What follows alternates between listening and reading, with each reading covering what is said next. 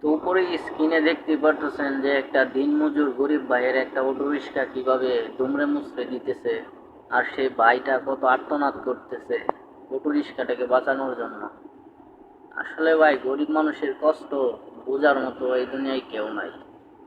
এই ভাইটা খুব কষ্ট করে থেকে ঋণ নিয়ে লোন তুলে সে একটা অটো রিক্সা কিনেছিল।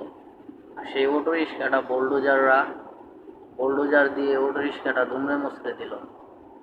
তো ভাই, ভাইটার আর্তনাদ বা ভাইটার এই রিক্সাটা ঘুরিয়ে দেওয়ার পিছনে কতটুকু মনোবিবেক কাজ করেছে জানি না। দেখতেই পারতেছেন যে যেহেতু মানে রাস্তাতে অটো রিক্সা চালানো যাবে না, নিষিদ্ধ করতেই পারে, কিন্তু এইভাবে অটো রিক্সাটা দুমড়ে মুচড়ে দেওয়া ঠিক হয় নাই। হয়তো তাকে সাজা দিতে পারতো বা জেলে দিতে পারতো বা কোনো রকম আইনি ব্যবস্থা নিতে পারতো, কিন্তু তার যে অটো রিক্সাটা এভাবে দুমড়ে মুচড়ে দিচ্ছে এটা ঠিক হয়নি একদম আমার বিবেচনায়।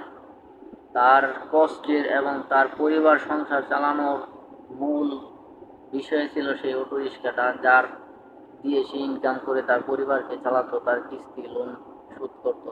কিন্তু এই ভাইয়ের সে আর্তনাদ বা অনেক বিবেক নাড়া দিয়েছে। আর এই কাজটা আমার মতে উচিত হয়নি কখনো করাটা।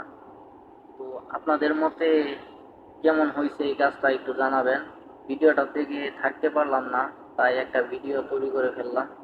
তো সবাই কমেন্ট বক্সে জানাবেন যে কাজটা কতটুকু যুক্তিসঙ্গত হয়েছে, একটু কমেন্ট বক্সে জানিয়ে দেবেন।